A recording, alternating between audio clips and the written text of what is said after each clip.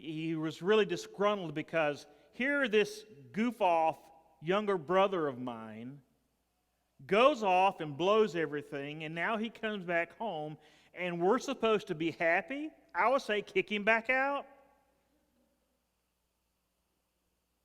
But the father didn't do that. He went out and gathered his son back. He threw a party. Gave him a ring. And there's a whole message about the ring and the robe and the sandals. In fact, I have a message about that. But you got to have 3 R's. So I had him having a ring and a robe and a pair of Reeboks. Because it had to kind of blend in. But that's another message, another emphasis. But today we want to talk about the reality of being distant from God. And we want to talk about what the Father's love, first of all, is not. So in your outline, you see that the first thing I want you to fill in is that what the Father love is not is to condone something stupid. I think that's a Greek word, which means you're about to really mess up. And I just made that up too. Just because a father loves you, just because the Father gave him his inheritance, and I'm sure sent him on his way, what he said in those final moments, how he looked, what he went about in his day as the sun walked off into the sunset, we don't know. But what we do know is that a father's love does not condone doing something just dumb.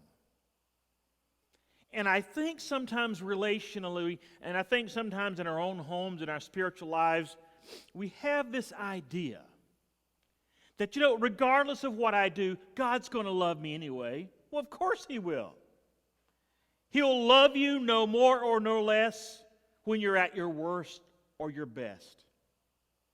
But just because the Father loved His Son, just because our Heavenly Father loves us, does not condone or make less or light of something we're about to screw our life up with. The second thing that a father's love is not, it's not to be used as an antidote to remove consequences. It's not to be used as an antidote to remove consequences. Guys, as much as your Father, my Father, our Heavenly Father loves us, there are things that we will do, there's things that we have done and maybe are doing, that though we realize the Father will love us even when we mess up, the Father will love us even when we turn and come back, guys, there are things that the love of the Father cannot be an antidote to the consequences of your choices. Daddy can't always buy you out. Do y'all say daddy around here? Daddy, dad, pop. The reality is there's some things our fathers can do maybe to bail us out, get us out of trouble. But these days, and this is the next fill-in, these days there's a huge disconnect. And I think it is of recent days. Not that it's never been in the past, but I think there is a huge disconnect between behavior and consequences. A huge disconnect. After all, we live in what is termed a no-fault society. It's not my fault. I was in a car wreck, but it's not my fault. We're having a family argument, but it's not my fault. Our marriage is a wreck, but it's not my fault. There are even no-fault legalities that you can go through. It's a no-fault this, a no-fault that. Guys, whatever happens in life, it's someone's fault. Someone messed up, or someone did something, even in the positive, but there is someone in the process that either did something or did not do something, and as a result, someone's got to pay. But we live in a society that has become rampant